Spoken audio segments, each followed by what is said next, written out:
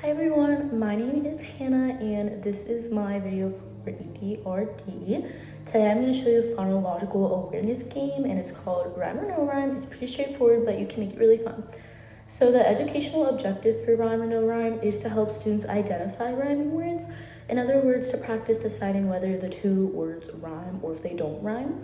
This will build their phonological awareness, especially rhyming skills, which will support later decoding, word analysis, and spelling, which will be very important for them learning on as they continue to learn words and their spelling and reading and all that. So the goals and the rules of the game. So the goal is for the students to determine if it rhymes or not, and then explain why, the reasoning why it does or does not. So for the rules, first rule is the teacher or whoever's in charge, like the leader, will say of the game, whoever's playing. In this case, we'll say the teacher. So the teacher will show or say two words.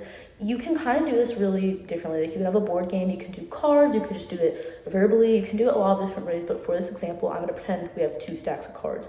So the teacher would draw a card from each pile and show them to who they're playing with, so the student. So let's say the students, what you show them, the student would say rhyme, or they would either shout no rhyme. They would just simple.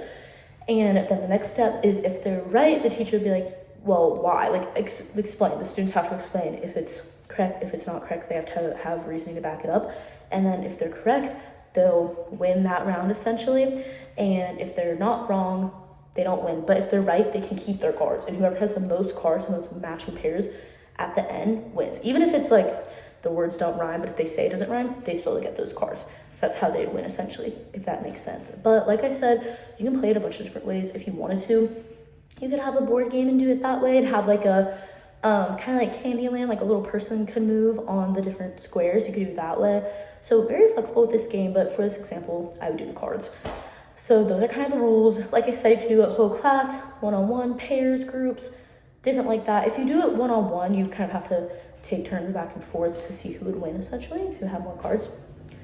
So for the demonstration, I kind of just did it, but if I was playing a teacher and the camera, you were the student, and we'd be playing one-on-one and I have 2 piles of cards, and let's say I pulled this card and it said cat, and this card said bat, and I showed you them.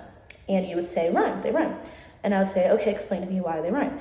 And you would say both of those end in the same at sound. They both have AT at the end of their word, so they both rhyme. And I'd be, good job. Like I'd say, good job, you are right, and you get that you keep the cards. And then we just keep doing that back and forth, and then you would do the same to me in this situation because we're just one-on-one. And then if I got it right, I'd keep my cards. If I got it wrong, I wouldn't, and we just keep going until the card piles are gone, and whoever has the most at the end would win. So that's the little demonstration. So in conclusion, I would have students play it because I think it gives them a targeted, repetitive practice. It's like they have a goal, they have a target, it's repetitive over and over again. It will help them learn it, and it's a fun way. It has a little bit of competitiveness to it, which I think makes it really fun.